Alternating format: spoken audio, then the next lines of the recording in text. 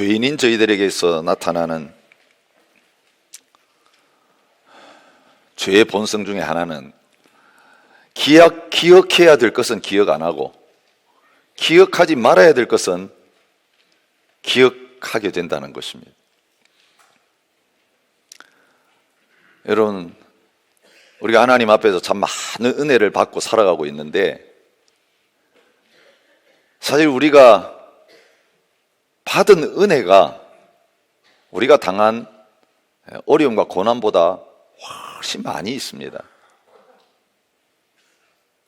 근데 막상 어려운 일을 만나고 또 힘든 일을 만나게 될 때에 그 눈앞에 닥쳐 있는 이 조그만한 어려운 일 때문에 하나님이 베푸셨던 또 사람으로부터 받았던 셀 수가 없는 그 엄청난 은혜들은 다 없어져 버리고 그 힘들고 어려웠던 것만, 안 좋았던 일만 우리의 마음에 기억되고 남아있는 경우들이 많이 있는 것 같습니다.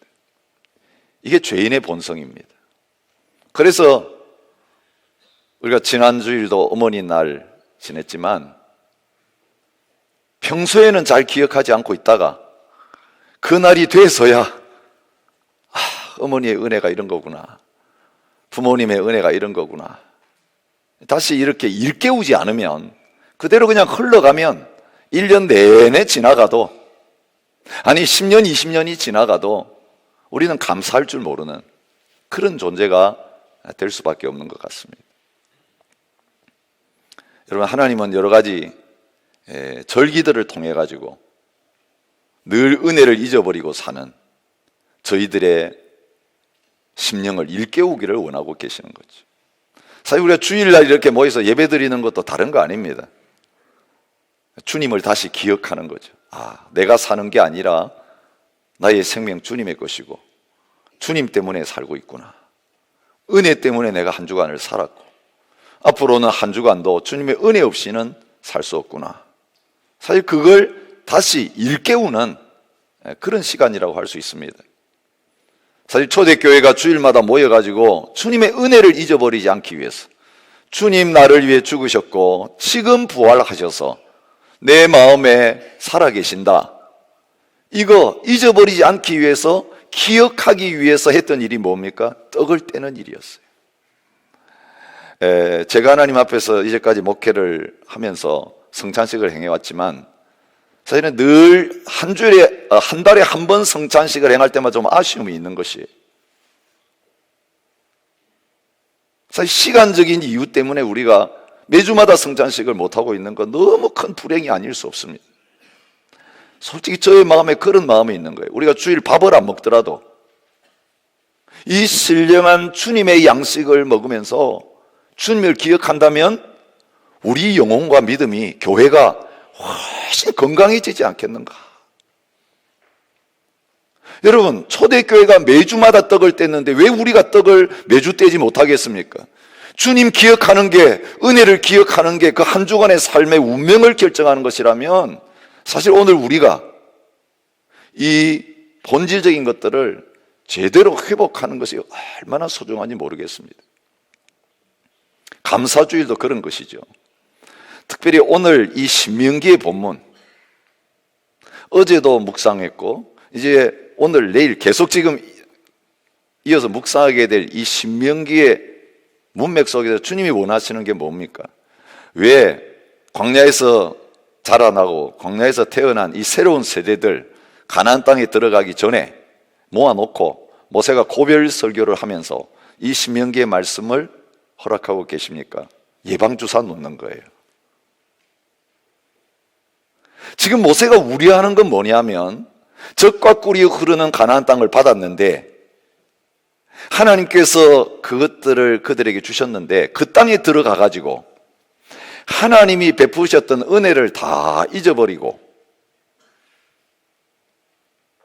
교만해져 가지고 우리가 능력 있어 가지고 이 땅 차지했다, 우리가 능력 있어 가지고 이 젖과 꿀이 흐르는 땅과 모든 부를 우리 힘으로 얻었다,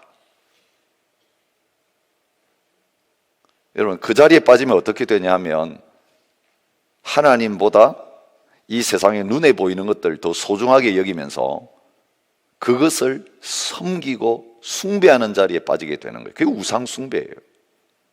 여러분, 우리가 뭘 우상 숭배하냐 하면요, 우리 손으로 만든 걸 숭배하게 돼 있어요. 내가 열심히 공부해가지고 좋은 학교 들어갔다. 내가 공부해서 된 거잖아요. 그래서 맨날 그걸 자랑하는 거예요. 나 어느 학교 출신입니다. 함부로 들어갈 수 있는 학교가 아닙니다. 근데 내가 공부해가지고 들어갔습니다. 여러분, 이 학벌이 우상이 되는 경우가 있는 거예요. 내가 열심히 노력해가지고 어떤 부를 만들었으면 그 우리가 만든 거면 그게 나에게 우상이에요. 내가 이렇게 만들려고 얼마나 수고했는데. 여러분, 눈에 보이는 그 모든 것이 내 손으로 만든 그것은 내가 있기 때문에 자랑거리가 되는 거예요. 자랑거리, 그게 우상이에요. 그리고 그게 없어지면 내 모든 행복도 다 사라지고 없어지는 거예요. 지금 하나님이 그 젖과 꿀이 흐르는 그 복된 가나안 땅에 들어가 가지고 그 땅 우리가 얻었다, 우리 힘으로 얻었다, 그래가지고 결국은 하나님을 버리고 하나님의 은혜를 잊어버리고 우상 숭배하는 죄악에 빠질까 하나님이 염려하셔서 이 백성들 그렇게 되지 않도록 신신당부하고 계시는 말씀이 신명기의 말씀인 것입니다. 여러분, 은혜가 왜 중요하냐 하면 하나님의 은혜를 기억할 때에만 하나님의 말씀대로 살 수 있어요. 말씀대로 사는 게 힘들지가 않아요. 근데 어느 순간 말씀대로 사는 게 힘들어지기 시작할 때가 있어요. 여러분, 교회 섬기는 게 어려워지고 힘들어질 때가 있어요. 주일날 교회 오는 것도 힘들어질 때가 있어요. 여러분, 그 근본적인 원인이 뭔지 아세요? 옛날에는 안 힘들었다고요. 피곤하지 않았다고요. 그게 더 하고 싶은 마음이 막 계속 있어서 일 좀 안 시켜주나 막 이러고 쫓아다닐 때가 있었다고. 근데 어느 순간부터 이 하고 있는 일들이 힘들어진 거예요. 이게 소중하지 않게 된 거예요. 다른 게 아니에요. 환경은 안 바꾸었어요. 어쩌면 옛날보다 더 쉬워졌어요. 얼마나 우리가 편리한 가운데 지금 하고 있습니까? 근데 문제는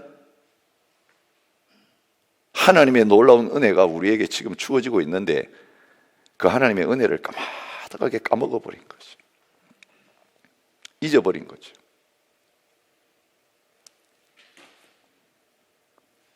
여러분, 하루 종일 걸어서 예배 드리러 오는 사람들이 오늘 이 지구촌에 여러 나라에 있어요. 주일 예배 드리려고, 성도들 만나려고 토요일 저녁부터 출발해가지고 그 동네에 교회가 없기 때문에 걸어서 예배 드리러 온 사람. 제가 시골에서 처음 목회할 때만 해도 1시간 이상 걸어서 교회 온 사람, 성도님들이 많았습니다. 하나님 앞에 예배 드리기 위해서 걸어서 1시간을 다녔습니다. 3시간, 4시간 하나님 앞에 예배 드리면서 아쉬워하는 사람들이 오늘 이 지구촌 곳곳에 있어요. 여러분, 한국에 있는 목사님들이 가서 설교 1시간 하고 끝내면 아무도 집에 안 가고 앉아서 기다리고 있습니다. 아, 이제 잠시 쉬고 또 하실란가 보다. 그래서 2시간, 3시간, 4시간 그래도 안 가고 하루 종일 하고 다음 날 또 합시다. 여러분, 그게 은혜 충만한 교회 모습이에요. 전부를 다 바쳤는데도 하나님 앞에 더 드릴 게 없어서 아쉬워하는 거예요. 여러분, 하나님 앞에 뭔가 세금 때려 맞아가지고 그게 뺏기는 마음으로 주님 앞에 헌금 드리고 뭔가 하나님 앞에 헌신하는 그런 게 아니고요. 더 드리고 싶은데 몸밖에 드릴 게 없네요. 이제 남은 건 몸밖에 없습니다. 내 생명밖에 남아있는 게 없습니다. 주님, 이거라도 주님께서 쓰실 수 있다면 이 늙고 병든 몸이지만 주님 가져가시기를. 여러분, 우리 모든 신앙의 삶의 성공과 실패를 결정하는 건 다른 어떤 것이 아닌 것입니다. 왜 우리의 신앙생활이 행복해지지 못하고 있습니까? 왜 이렇게 팍팍하고 왜 이렇게 문제가 많이 생기고 그 조그만 거 하나 때문에 우리가 하나님 앞에 불평하고 원망하고 힘들다 그러고 이런 자리에 있게 된 것입니까? 지금 우리 지금 구원받은 사람들이에요. 하나님의 자녀라는 이름을 받고 있어요. 이 영광스러운 하나님의 은혜 보좌 앞에 지금 살아서 나와 있는 사람들이에요. 하나님의 말씀을 우리가 지금 들을 수 있는 그런 복된 자리에 있어요. 근데 우리가 너무너무 그 하나님의 은혜를 잊어버리고 있기 때문에 누리지 못하고 있는 것이죠.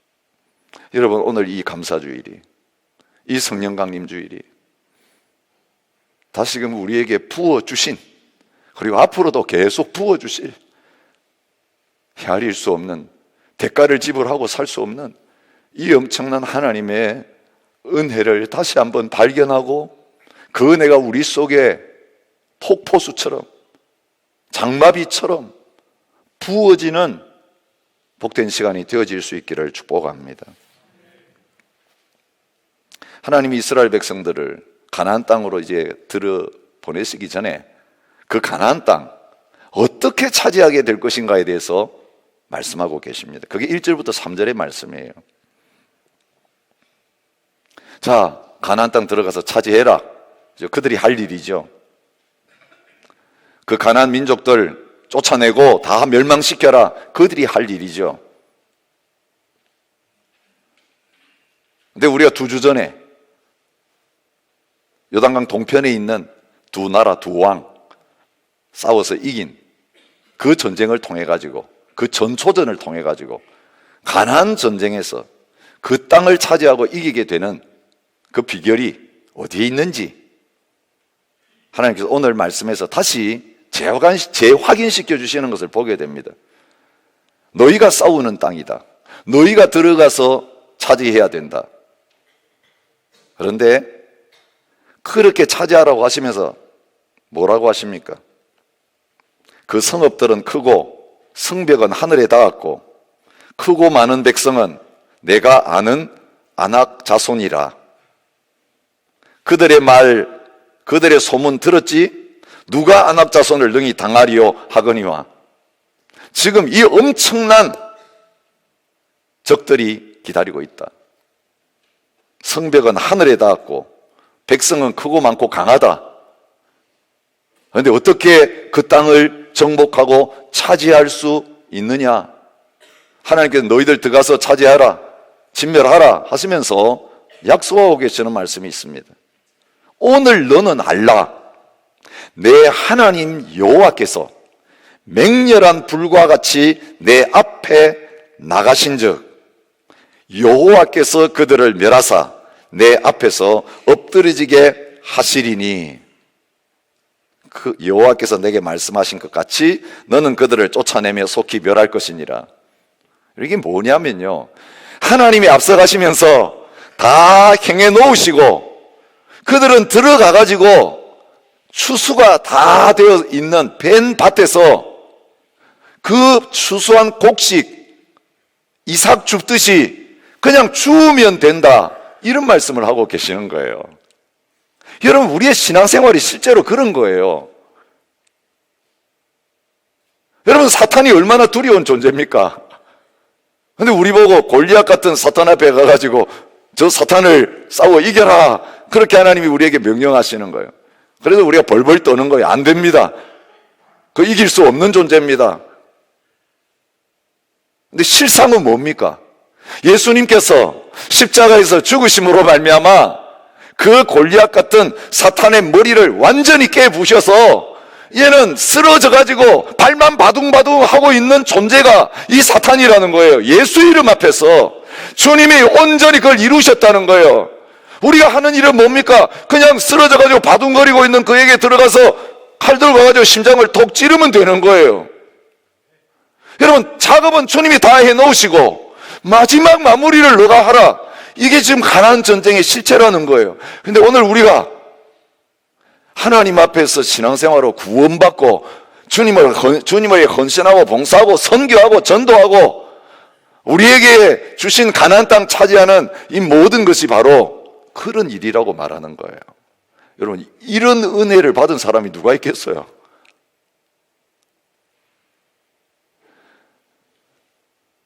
여러분, 하나님이 다 해놓고 이제 우리는 가서 그냥 흉내만 내는 거예요. 근데 이런 은혜를 받아놓고도 나중에 돌아가가지고 뭐라고 그러죠? 야, 그 전쟁 얼마나 힘들었는지 몰라. 그때 내가 얼마나 벌벌 떨면서 이 땀을 흘리면서 수고를 많이 했는지 몰라. 내가 이겼어. 내가 강해서 이겼어. 내가 그때 기도 많이 했거든. 내가 그때 얼마나 헌신하고 봉사를 많이 했는지 몰라. 내가 영적 싸움 싸우느라고 참 힘들었어. 그 덕분에 이거 차지하게 된 거야. 지금 우리가 그러고 있는 거예요. 하나님이 이런 짓을 하지 못하도록, 결코 자랑할 수 없도록 하기 위해서 지금 앞으로 가나안 땅 차지할 거 이렇게 내가 다 한다, 너희는 그저 들어가서 차지하면 된다라고 하신 다음에 왜 이 백성들에게 그렇게 하나님의 맹렬한 불처럼 앞서 나가가지고 그 모든 대적들을 다 멸해서 엎드러지게 하시고 그런 다음에 이스라엘 백성들에게 주시는지 그 이유를 가르쳐 주고 있는 거예요.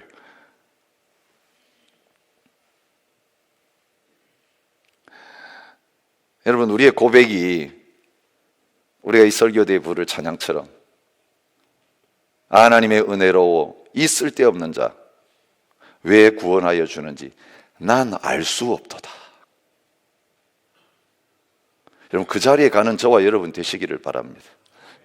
우리는 너무나 답을 잘 찾아내요. 너무 잘 알아요.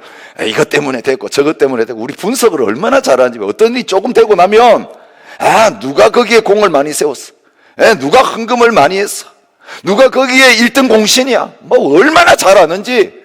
그런데 그 리스트에 하나님이 하나도 안 나오는 거예요. 여러분, 어떤 일 끝나고 나서 상 주는데 거기에 인간들의 리스트는 가득한데 그 상을 받은 사람들이 그 상장을 다 하나님 앞에 드리면서, 면류관 받은 사람들이 천국에 다시 면류관을 다 벗어가지고 주님 앞에 드리면서 엎드리면서 나는 받을 자격 없어요, 이건 주님 받으셔야 돼, 이런 일들이 우리에게 안 나타나요. 왜 내 상장은 빠졌지? 왜 나는 이렇게 수고했는데 나를 사람들이 기억 안 하고 있지? 이러고 있는 거예요, 우리가 신앙생활 하면서. 여러분, 그 일 우리 신앙생활 하면서, 교회 생활 하면서 절대로 해서는 안 되는 일이기 때문에 그 가나안을 왜 너에게 주셨는지 말하는 거예요. 왜 너에게 구원을 주셨는지, 왜 너에게 성령을 주셨는지, 왜 너희에게 직분을 주셨는지, 왜 너희에게 건강을 주셨는지, 그 물질을 왜 주셨는지, 그 모든 가정을 왜 맡겨주셨는지, 그 직업을 왜 갖게 되었는지, 왜 그 자리에 서 있게 하셨는지, 그 이유가 뭔지 아느냐? 무엇 때문에 너가 지금 이 복을 누리고 있느냐? 여러분, 하나님께서 저와 여러분에게 지금 이 이스라엘 백성들을 샘플로 삼아가지고 그 답을 주고 계시는 거예요. 우리가 이것 때문이다, 이것 때문이다, 그럼 다 지우라고 하시는 거예요. 여러분, 이스라엘 백성들이 너무나 쉽게 내세울 수 있는 이유가 있습니다. 이런 짓 하지 말라 하면서 시작하죠. 4절이 내 하나님 여호와께서 그들을 내 앞에서 쫓아내신 후에 내가 심중에 이르기를. 여러분, 이게 참 의미 있는 말이라고 생각해요. 겉으로는 이렇게 말한 사람이 아무도 없어요. 겉으로는 뭐라 그래요? 하나님이 하셨습니다. 겉으로는 뭐라 그래요? 하나님의 은혜입니다. 우리 다 찬양하잖아요. 교회에서는 그런 거룩한 말을 해야지 내가 했다 이러면 욕먹잖아요. 그 믿음 없는 사람 취급받잖아요. 그런데 겉으로는 그래서 주님이 하셨습니다, 주님의 은혜입니다, 저는 죄인입니다, 저는 무익한 종입니다, 다 이러고 말해요. 근데 돌아가서 마음이 좀 서운하거든요. 왜 마음이 이렇게 서운하고, 마음에 왜 시험이 들고, 마음에 왜 상처받습니까? 안 알아준다고. 심중에 이르기를. 우리 마음에는 내 입으로 하는 말하고는 전혀 다른 말을 하고 있는 거예요. 내가 남들보다 그래도 더 많이 수고했다, 내가 남들보다 더 많이 헌신했다, 내가 남보단 더 낫다. 이 교만이죠. 자아가 죽지 않고 살아있을 때 나오는 전형적인 현상이에요. 근데 주님 그걸 내다보고 계시는 거예요. 그 마음의 생각을 주님이 중요하게 생각하시는 거예요. 여러분, 지난 9일 동안 하나님께서 계속 특별 새벽 기도 동안에 성령이 9가지 열매 말씀하시면서 타치하신 부분이 딴 거 아니에요. 겉으로 드러나는 열매 아니고 우리 속의 마음이 어떠한가, 우리 성품이 어떠한가, 인격이 어떠한 인격인가. 여러분, 나무가 이렇게 바뀌면 열매는 저절로 맺히게 돼 있는 거예요. 근데 내 마음에 생각이 안 바뀌고 마음이 그대로 있으면서 겉으로만 봉사하고 헌신하고 열심히 내고 그거 다 가짜 열매라고 말하는 거예요. 그건 주님이 전혀 따먹지 않으세요.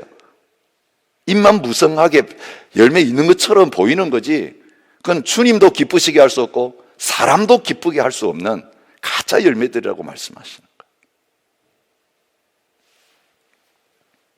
그들이 하는 말이 뭡니까? 내 공의로움으로 말미암아 여호와께서 나를 이 땅으로 인도하여 들여서 그것을 차지하게 하셨다. 나 자격이 있다 이 말이에요. 나 자격이 있다. 그 땅 차지할 자격이 있다. 내가 공의롭기 때문에, 내가 의롭기 때문에. 여러분, 이 바리새인이 세리와 기도하러 가가지고 한 기도의 내용 아니에요. 나는 저 사람하고 다릅니다. 나는 하나님 앞에 이거 잘하고 있어요. 나는 저런 말종하고는 다른 인간이에요. 그런 사람 취급하지 마세요. 나는 구별됐어요. 나는 거룩하고 홀리한 사람이라고요. 나는 경건한 사람이라고요. 나의 공의로움으로 말미암아. 이 심중의 생각에 대해서 하나님이 정면 반박하시는 게 5절이에요. 내가 가서 그 땅을 차지하면 내 공의로 말미암음도 아니며 내 마음이 정직함으로 말미암음도 아니며 우리의 모든 리스트 하나를 지우고 계시다. 우리의 상급 리스트, 공로 리스트를 하나하나 지우고 계시는 거예요. 아니다. 6절에 한번 다시 못을 박으세요. 내가 알 것은 내 하나님 여호와께서 내게 이 아름다운 땅을 기업으로 주신 것이 내 공의로 말미암음이 아니니라.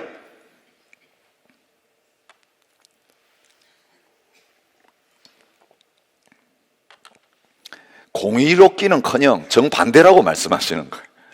그 땅 왜 너에게 준 줄 아느냐? 그 땅 왜 내가 앞서 들어가지고 너희를 위해서 다 멸하고 너희 손에 그냥 갖다 바친 줄 아느냐?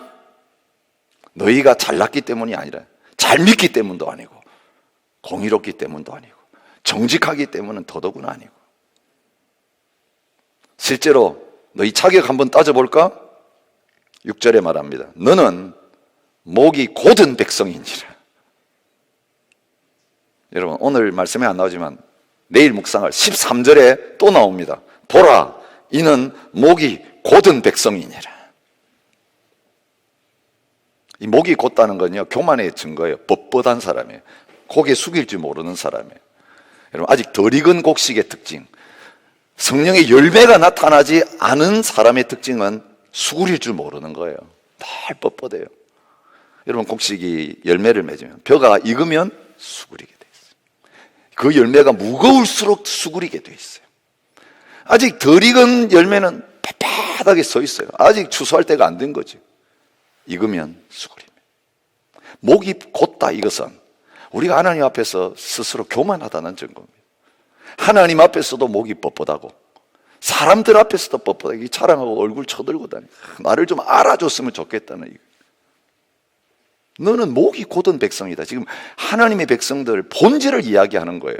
뭐 좀 잘못했다는 말을 하는 게 아니라 너는 본질 자체가 목이 곧은 백성이다라고 말하고 있는 거예요.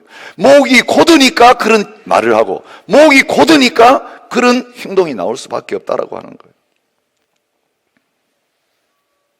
그러면서 구체적인 사례를 이제 오늘 본문부터 시작해가지고 쭉 열거합니다. 자, 7절이 뭐라고 합니까? 너는 광야에서 내 하나님 여호와를 경노하게 하던 일을 잊지 말고 기억하라.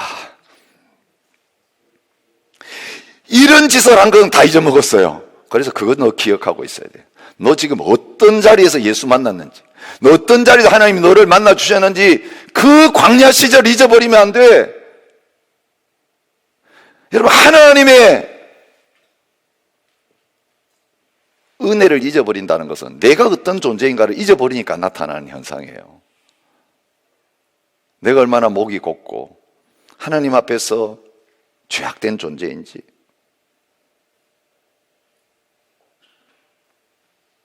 그걸 잊어버리지 말고 기억하라. 하나님이 단 한 문장으로 그들이 얼마나 하나님을 거역하는 존재인지를 말합니다. 내가 애굽 땅에서 나오던 날부터 이곳에 이르기까지 40년 동안이에요. 40년 동안 늘 여호와를 거역했다고 말해요. 늘 여호와를 거역. 어쩌다가 한 번씩 죄짓고 거역하는 수준이 아니라 그냥 계속 여호와를 거역하는 자리에 너희들이 있었다. 그 정도로 목이 곧다라고 말하는 거예요. 9장 24절 이렇게 말합니다. 내가 너희를 알던 날부터 너희가 항상 여호와를 거역하여 왔느니라. 이게 우리 본질이에요. 하나님 알던 날부터 지금까지. 여러분, 하나님 모를 때는 놔두고, 애굽에서 살 때는 놔두고, 하나님의 은혜를 받고, 하나님을 알던 날부터 지금까지 내가 너희에게 베푼 애가 이렇게 큰데 너희는 늘 반역했다는 거예요. 배은망덕이 거역이잖아요. 은혜 받고도 악으로 갚는 거. 은혜는 잊어버리고, 늘 조그만 어려움이 있으면 물 안 줍니다. 물 없습니다. 먹을 거 없습니다. 고기 없습니다. 광야가 너무 더워요. 너무 추워요, 저녁에는. 여러분, 이 조그만 문제, 지금 살려주셨는데 왜 지금 내가 지금 춥지? 살려주셨는데 왜 지금 옷을 내가 안 입고 있지? 이제는 살려주고 나니까 왜 옷 안 갖다 주냐고, 왜 먹을 거 안 갖다 주냐고. 지금 이렇게 하는 게, 크신 하나님의 은혜는 잊어버리고 눈앞에 닥친 조그만 어려움은 엄청나게 부각시키면서 원망과 불평으로 계속 하나님 앞에 반응하고 있는, 목이 곧은 은혜를 은혜로 알지 못하는 저와 여러분의 모습. 그 이스라엘이 아니에요. 여러분, 지난 1년 동안 우리가 어떤 모습으로 살았습니까? 이 적과 거리어버리는 호주 땅에 와서 이 좋은 환경 속에서 처음 이민생활 시작할 때 그 모습과 비교해 보면 날마다 감사, 감사, 감사, 감사, 찬양, 찬양, 찬양, 이렇게 하면서 살아도 부족한데 오늘 뭐 때문에 우리 마음이 지금 힘들어지고 있어요? 뭐 때문에 하나님 앞에서 원망하고 불평하고 하나님 주신 이 행복을 누리지 못하고 있는 자리에 있습니까? 주님 말씀하세요. 너 목이 곧은 백성이다. 이런 은혜를 받고도 예수 믿은 날부터 지금까지 나를 늘 거역해 왔다. 너 그런 존재인지 잊어버리지 말라고 하시는 거예요. 그리고 8절부터 12절에 말하는 게 뭡니까? 호렙산에서 그들이 얼마나 하나님을 반역했는지 그 이야기를 하고 있는 거예요. 호렙산에서 너희가 여호와를 경노하게 하였으므로 여호와께서 진노하사 너희를 멸하려 하셨느니라. 얼마나 하나님의 마음이 그 이스라엘 백성 보면서 분이 가득하셔서 경노하셨든지 멸해버리려고 하셨어요. 실제로 이 백성 다 없애버리고 새로운 백성 만들어가지고 가나안 땅 들어가게 하겠다. 여러분, 그게 얼마나 좋겠어요. 씨 자체가 안 좋은 씨인데 그거 계속 살려두면 그 잘못된 씨가 나올 거니까 아예 그 씨를 잘라버리고, 여러분, 우리 나무로 비유한다면 나무 아예 뽑아버리는 거예요. 나무 뽑아서 갖다 태워버리고 거기 그 땅에다가, 그 좋은 땅에다가 새 나무 심으면 좋은 열매 맺힐 건데 뭐로 계속 열매 맺히지 않고 잘못 열매를 맺는, 안 좋은 열매를 맺는 그 나무를 살려두겠어요. 그래서 하나님이 모세에게 하신 말씀이 이 백성들 내가 다 멸해버리고 이제는 새 민족 만들어서 이제는 그 땅에 들어가게 하겠다. 하나님이 그렇게 말씀하신 내용, 출애굽기에 나오는 내용이에요. 12절은 이렇게 말합니다. 호렙산에서 내게 이르시되 일어나 여기서 속히 내려가라. 내가 애굽에서 인도해낸 내 백성이 스스로 부패하여 내가 그들에게 명령한 돌을 속히 떠나 자기를 위하여 우상을 부어 만들었느니라. 언제요? 모세가 40일 동안 산 위에 올라가 있는 사이에 그런 일이 일어났어요. 산 위에 올라가기 전에 그들이 어떻게 반응했죠? 지난 주일 일부 예배 때 우리가 들었던 말씀 그대로 반응했어요. 그 불 가운데서 하나님의 소리가 나오는 걸 듣고는 우리 죽겠습니다. 그죠? 우리가 직접 하나님의 음성 들으면 우리 다 죽을 것 같아요. 그러니 하나님의 음성 우리가 직접 들으면 안 되니까 당신이 듣고 오셔가지고 우리에게 알려주시는 그런 방법으로 했으면 좋겠어요. 이렇게 부탁했어요, 이스라엘 백성들이. 우리 듣겠으니까, 말씀 순종하겠으니까 당신이 듣고 우리에게 전달해 주시면 좋겠어요. 그래서 모세가 하나님 말씀 들으러 산 위에 올라간 거예요. 40일밖에 안 지났어요. 그런데 그 40일 사이에 모세를 올려보내면서 이렇게 하나님의 음성 앞에 벌벌 떠던 사람들이 그 40일을 기다리지 않고 자기 손으로 금송아지 만들어 놓고 금송아지 숭배에 취해가지고 막 술 먹고 취하고 춤추고 떠들고 난리 난 거예요. 불과 40일 사이. 얼마나 우리 존재 자체가요, 악한 존재인지 드러나는 거예요. 우리는 40일까지 갈 필요 없어요. 우리 한국 사람들은 3일이에요, 3일. 그래서 수요예배를 또 드리는 거예요. 수요일날 오라 그러죠. 예, 3일 동안도 안 변하신 분 안 오셔도 돼요. 3일이요? 요즘 더 빨라졌어요. 돌아서서 잊어버려. 예배당 나가면서 성경 말씀 다, 설교 말씀이고 뭐고 은혜고 다 잊어버리고, 잊어버린 게 아니라 다 놔두고 가시는 거예요. 은혜는 교회용, 예배용. 이거 은혜 받아 그래도 얼굴 하면 착 손들고 찬양하고 아멘 하고. 근데 세상에서 이 은혜 가지고 가면 실패해요. 바보 취급당해요. 은혜는 교회 놔두고 이제는 딱 가면 벗고 나서 진짜 모습으로 탁 이겨야 돼, 돈 벌어야 돼, 남들이 나를 무시 못하게, 이러고 지금 나가니까 하나님 앞에서 그런 삶을 살게 되는 거지. 우리 본질이 그렇다는 거예요. 본질이 은혜 받을 자격 없다는 걸 말하는 거예요. 가나안 땅 받을 자격이 없다는 걸 말하는 거예요. 솔직히 말하면 주었던 것도 다 뺏어 가셔야 돼요. 배달 잘못된 것 같아, 사람 잘못 봤어 내가, 옆집에 갖다 줘야 되는데 너한테 잘못 갔으니까 다시 내놔. 여러분, 우리가 그런 존재라는 거예요. 주었던 구원도, 주었던 은사도, 주셨던 모든 복도 다 가져가시고 너 대신 새로운 사람들 세워가지고 하겠다, 다 걷어 가셔야 마땅할 존재라는 것입니다.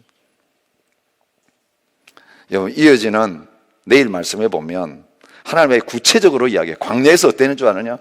그러면 호렙산에서 끝났냐? 너희가 다베라와 마사와 기브롯 핫다와 에서도 여호와를 경노하게 하였느니라. 여호와께서 너희를 가데스 바네에서 떠나게 하실 때에 너희가 그 말을 안 들었다. 여러분, 다베라에서는 악한 말로 원망하다가 불이 나와서 다 그들을 태운 민수기 11장 사건이에요. 마사는 출애굽기 17장에 나오는 물 없다고 하나님 앞에 원망한 사건이에요. 기브롯 핫다와는 민수기 11장 4절부터 나오는데 만나에 지쳤습니다. 고기 주세요. 고기가 그립습니다. 이러다가 메추라기, 먹기는 먹었는데 메추라기 먹다가 하나님 앞에 벌받은 사건을 가르치는 거예요. 여러분, 이 하나님은 구체적인 증거를 하나하나 대시면서 말씀하십니다. 너희 공의롭지 않다, 정직하지 않다, 이런 존재다, 목이 곧은 존재다. 그런데 왜 너희 가나안 땅에 들어가서 그 모든 백성들 다 죽이고 진멸하고 차지하라고 하시는 줄 아느냐? 그러니까 하나님이 하시는 말씀이 뭐냐면, 이 민족들이 악함으로 말미암아 그렇게 한다고 하세요. 이 민족들이 악함으로 말미암아 여호와께서 그들을 내 앞에서 쫓아내신다. 이 민족들이 악함으로 말미암아 내 앞에 쫓아내. 이 두 번이나 4절 5절에 말하는 거예요. 이건 아브라함에게 430년 후에 후손들이 들어간다고 하시면서 약속하실 때 하신 말씀이죠. 창세기 15장 16절. 내 자손은 4대 만에 이 땅으로 돌아오리니 이는 아모리 족속의 죄악이 아직 가득 차지 아니함이니라. 아모리 족속의 죄악이 뭡니까? 우상숭배 죄악입니다. 그래서 그 땅 들어가면 우상 숭배하지 마라, 우상 숭배하지 마라, 우상에 대해서 신명기에 계속 말씀하시는 거예요. 그 우상의 씨가 남아있지 않도록 하기 위해서 진멸해버리라는 거예요. 그 씨가 들어오면 안 되니까 결혼하지 말라는 거예요. 하나님의 백성들이. 그들이 악하기 때문에 때가 되니까 이스라엘 백성들을 그 땅에 들어가서 그들 진멸시키는 것은 이스라엘 백성이 선하기 때문이 아니라 이스라엘 백성도 악하지만 하나님의 공의를 집행하기 위한 심판의 몽둥이, 심판의 칼로 그냥 쓰신다는 걸 말하는 거예요. 그들이 의롭기 때문이 아니라. 여러분, 그 백성들은 진멸당했습니다. 완전히 죽었습니다. 완전히 쫓겨났습니다. 무엇 때문에? 우상 숭배 때문에. 하나님 거역하다가 이스라엘 백성 통해서 그렇게 했습니다. 자, 그러면 그 백성들이 우상 숭배하고 하나님 섬기지 않는 것 때문에 그들의 손에 의해서 그들은 의롭지도 않는데 진멸되는 그걸 보면 어떤 생각을 가져야 될까요? 벌벌벌벌 떨어야 되는 거예요.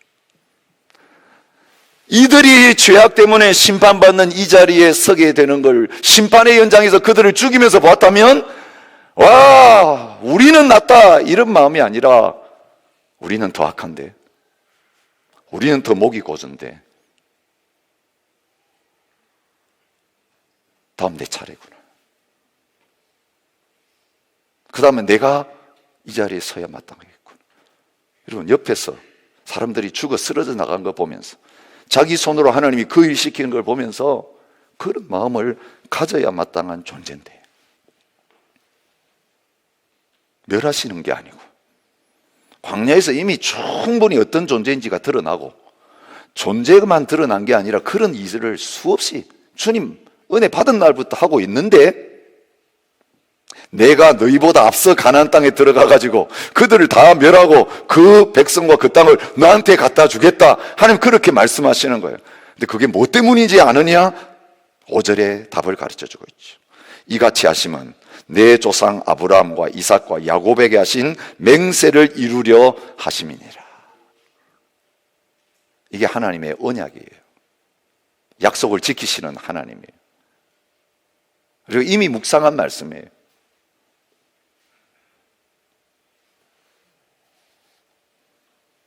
시편을 통해서 하나님이 우리에게 가르쳐 주신 이스라엘 백성의 모든 역사를 요약하시면서 가르쳐 주신 그 내용이죠. 열왕기하 13장 23절에 이렇게 말합니다. 여호와께서 아브라함과 이삭과 야곱과 더불어 세우신 언약 때문에 이스라엘에게 은혜를 베풀며 그들을 불쌍히 여기시며 돌보사 멸하기를 즐겨하지 아니하시고 이때까지 자기 앞에서 쫓아내지 아니하셨더라. 시편 106편 43절부터 46절 말씀입니다. 여호와께서 여러 번 그들을 건지시나 그들은 교묘하게 거역하며 자기 죄악으로 말미암아 낮아짐을 당하였도다. 그러나 여호와께서 그들의 부르짖음을 들으실 때 그들의 고통을 돌보시며 그들을 위하여 그의 언약을 기억하시고 그 크신 인자하심을 따라 뜻을 돌이키사 그들을 사로잡은 모든 자에게서 긍휼히 여김을 받게 하셨도다. 이게 하나님의 은혜라는 거예요. 여러분, 우리가 은혜 이야기하는데 은혜의 의미가 뭡니까? 그럼에도 불구하고 아무 자격이 없는 자에게 아무 대가도 받지 않고 그저 베풀어 주시는 호의, 사랑, 축복, 이 모든 것을 가르쳐서 은혜라는 말로 이야기합니다. 요즘 말로 하면 그라티스입니다. 그레이스는 그라티스입니다. 그라티스는 뭡니까? 선물입니다. 공짜라는 말입니다. 엄청난 가치를 가진 것도 그라티스, 그레이스라고 말할 때 그건 값을 받지 않는다는 것이죠.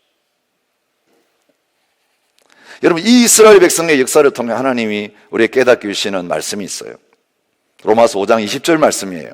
그러나 죄가 더한 곳에 은혜가 더욱 넘쳤나니. 하나님이 은혜의 대상으로 작정한 자들에게는 이런 호의를 베풀어 주신다는 거예요. 가나안 백성은 죄 때문에 다 죽는데 그보다 더 악한 하나님의 백성들에게는 죽이는 그 정도도 당연한 것이지만 그렇게 하지 않으시고 가나안 땅을 그들에게 선물로, 그들의 기업으로 주시는 그 일을 통해서 죄가 더해진 곳에 은혜가 더 넘쳐나는 그런 일을 행하시는 것을 보여주고 있는 것입니다.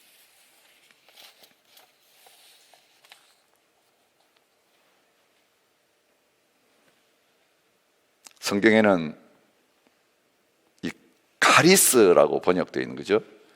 신약 성경에 카리스라고 하는 이 말 다양하게 번역이 되고 있습니다. 은혜, 은사, 선물, 값없이 주는 것, 거저 주는 것, 그렇게 말합니다. 여러분, 이 은혜, 구약에 나타난 이 은혜가 딱 압축되어 가지고 나타난 게 뭐냐면 복음이에요.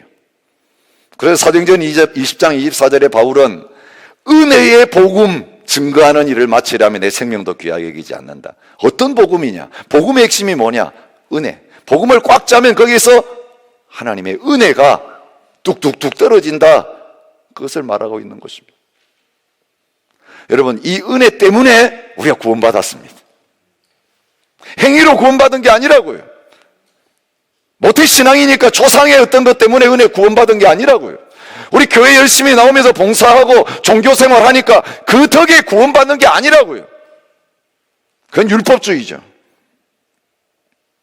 구약의 이스라엘도 은혜로 구원하셨고요, 신약의 우리도 은혜로 구원받았어요. 여러분, 홍수로 심판하시는 가운데 노아와 노아의 가족들이 왜 구원받았습니까?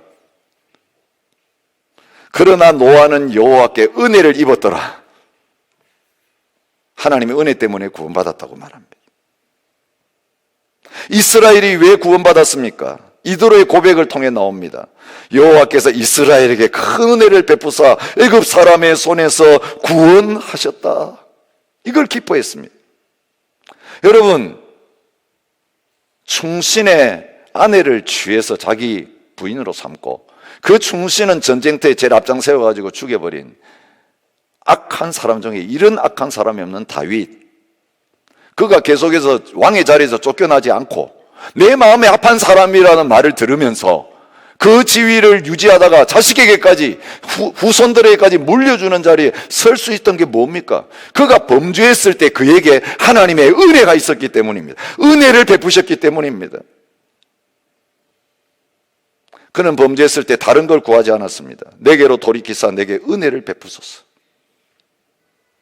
주의 여종의 아들을 구원하소서. 은혜를 구하는 그에게 그 죄를 덮고도 남는 하나님의 은혜가 부어져서 그는 그 하나님의 신실하심, 그 사랑을 경험하는 자가 되었습니다. 바울은 에베소 2장 8절에서 말합니다. 너희는 그 은혜에 의하여 믿음으로 말미암아 구원을 받았으니 이것은 너희에게서 난 것이 아니요 하나님의 선물이라. 그렇게 말합니다. 디모데후서 1장 9절에서 말합니다. 하나님이 우리를 구원하사 거룩하신 소명으로 부르심은 우리의 행위대로 하심이 아니요 오직 자기의 뜻과 영원 전부터 그리스도 예수 안에서 우리에게 주신 은혜대로 하심이라. 이게 뭔 이야기입니까? 우리는 대가를 지불할 능력도 없고 빚밖에 없는 거예요. 빚을 진 사람이 무슨 대가를 지불할 수 있겠어요? 그 지불하려면 또 빚을 더 내야 돼요. 지불할 능력이 없어서 파산당한 존재가 우리들이에요. 근데 우리를 구원해 주시고 하나님의 자녀가 되게 하신 것은 우리는 대가를 지불할 능력이 없기 때문에 하나님 편에서 독생자 그 아들 예수님의 생명을 대가로 지불하시면서 그 피값으로, 그 십자가의 공로로 오늘 우리에게 그 예수님이 이루어 놓으신, 하나님이 이루어 놓으신 그 축복의 땅을, 하나님의 나라와 천국을 우리의 것으로 믿음으로 받으면 차지하게 되는 그 자리에 있게 하시는 거예요. 그 믿음은 딴 거 아니에요. 들어가는 거예요. 그 땅에 발을 들여놓고 하나님께서 주신 그 말씀의 검을 들고 순종함으로 살아가는 삶이에요. 여러분, 그건 하나님 주신 은혜를 기억하면 식은 죽먹기입니다. 땅 짓고 헤엄치기입니다. 근데 오늘 우리가 이걸 힘들다 하고 있는 거죠. 말씀 순종하기가 너무 힘들어요. 십계명 지키기가 너무 부담스러워요. 여러분, 왜 우리가 이런 자리에 있느냐 하면 우리 자신이 하나님 앞에서 예수 그리스도를 통해서 얼마나 놀라운 은혜를 받고 있는가를 모르고 있기 때문에요. 여러분, 살아있는 사람들에게 주님 뭔가 하라 그러세요.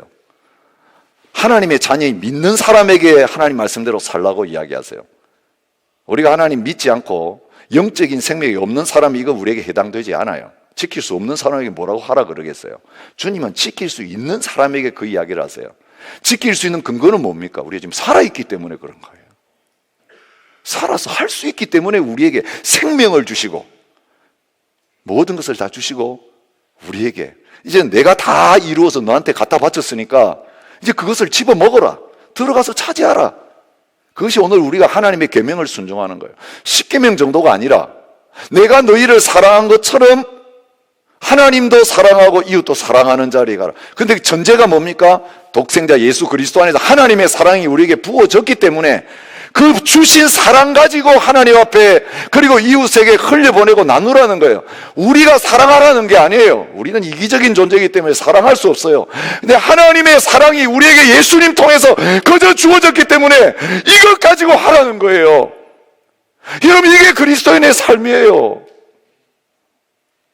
여러분, 이 복된 축제의 자리에, 잔치의 자리에 저와 여러분을 거주하라고 말씀하시는 거예요. 누구든지 목마르거든 내게로 와서 마시라. 값없이 포도주와 젖을 사라. 이런 이상한 말이 어디 있어요? 포도주와 젖을 사 먹으려면 돈 내야 되는데 값없이 사 먹으라고 말하고 있는 것입니다.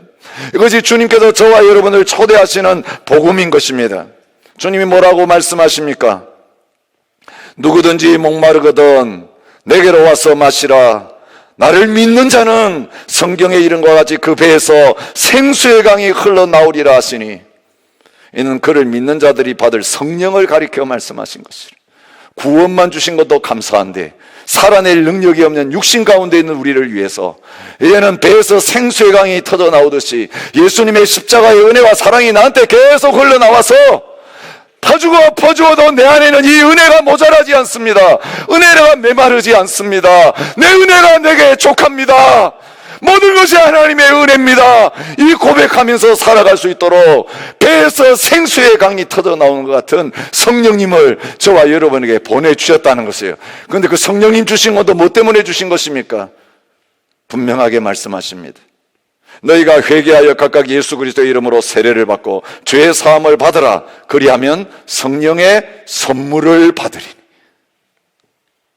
구원해 주신 것도 감사한데, 천국 가게 된 것도 감사한데, 지옥 안 가는 것만 해도 너무너무 펄쩍펄쩍 뛰며 좋아야 될 것인데, 이 세상에 사는 동안 자녀답게 살아갈 수 있는 이 능력 주시고, 이제는 죄의 종된 자리, 육신의 종된 자리, 세상의 종된 자리에 끌려다니지 않고 하나님의 뜻을 위해서 승리하며 정복하는 자가 되도록 하기 위해서 우리를 성령님과 함께 살아갈 수 있는 자로 만들어 주시기 위해서 이 성령을 선물로 주셨다는 거예요.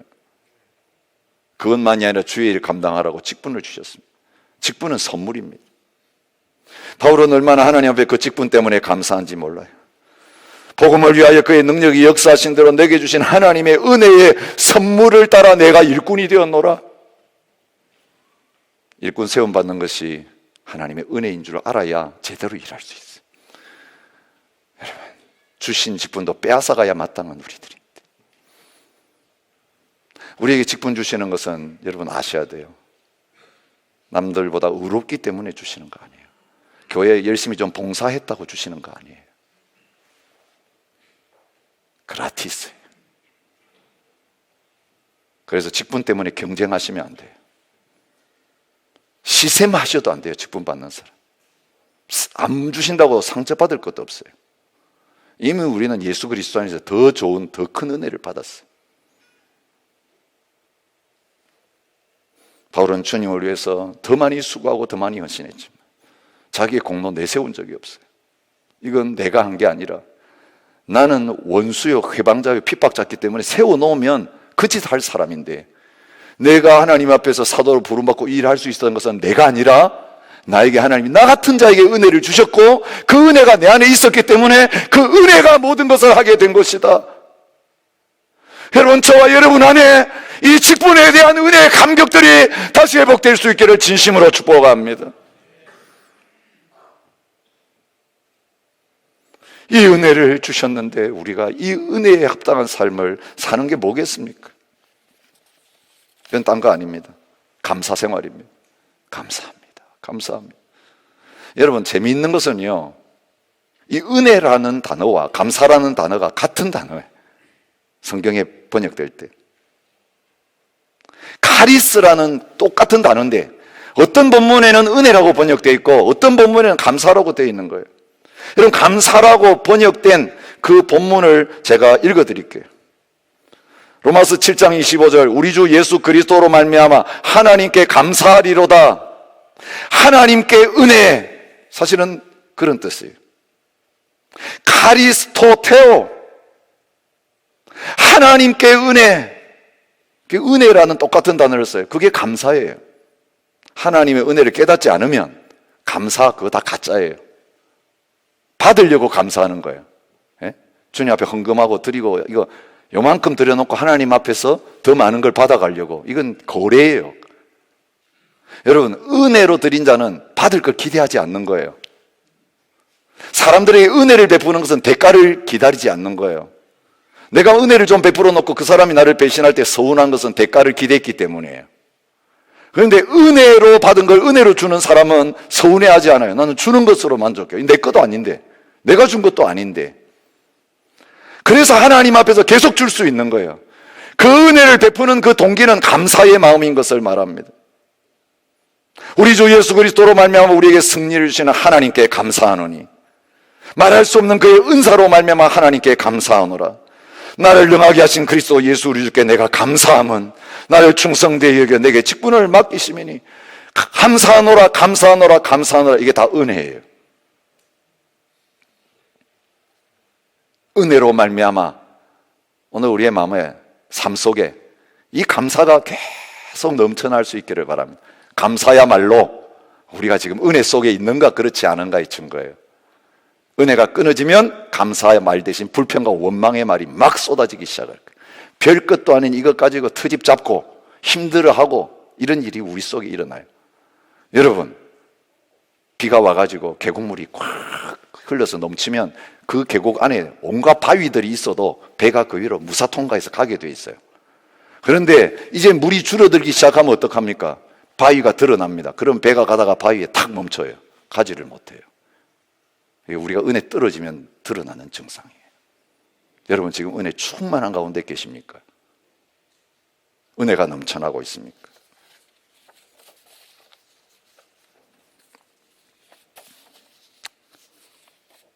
글 하나를 소개하고 말씀을 마치려고 합니다. 충만할 때와 떨어질 때라는 글입니다.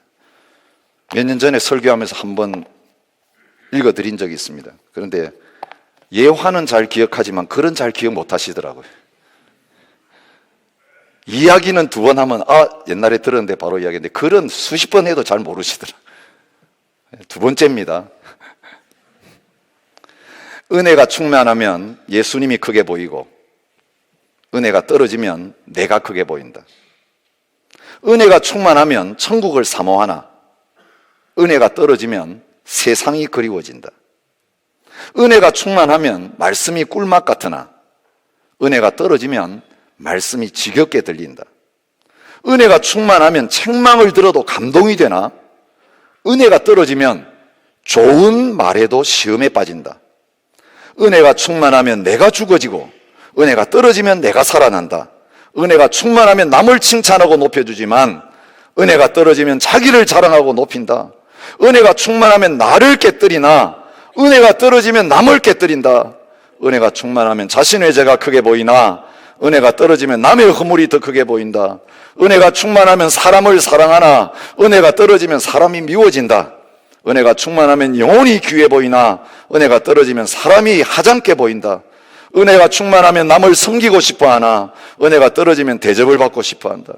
은혜가 충만하면 고생을 해도 찬송이 나오나, 은혜가 떨어지면 편안한 생활에도 원망이 나온다. 은혜가 충만하면 범사에 감사가 넘치나, 은혜가 떨어지면 매사에 불평이 넘친다. 은혜가 충만하면 겸손이 절로 나오나, 은혜가 떨어지면 교만함이 배어 나온다. 여러분, 하나님의 은혜는 우리의 이 약함과 우리의 이 악함을 다 덮고도 남습니다. 여러분, 성경의 마지막 축복이 뭔지 아세요? 요한계시록 마지막 말씀이 뭔지 아세요? 요한계시록 22장 21절, 성경의 마지막 축복은 주 예수의 은혜가 모든 자들에게 있을지어다. 아멘입니다. 여러분에게 이 예수 그리스도께서 주신 그 은혜가 충만하시기를 바랍니다. 그 은혜가 넘치시기를 바랍니다. 여러분, 그 은혜를 은혜되게 하시기 위해서 성령님이 오셨습니다. 이 은혜가 다시 깨달아지고 이 은혜의 힘으로 우리의 남은 다른 박질, 달려가도 걸어가도 피곤치 않은 모습으로, 독수리의 날개치며 날아간 모습으로 주님을 향하여, 천국을 향하여 달려가시는 저와 여러분이 되시기를 축복합니다. 다 함께 자리에 일어나셔서 찬양하며 나갔으면 좋겠습니다. 이 은혜를 찬양하며 간구하십시다.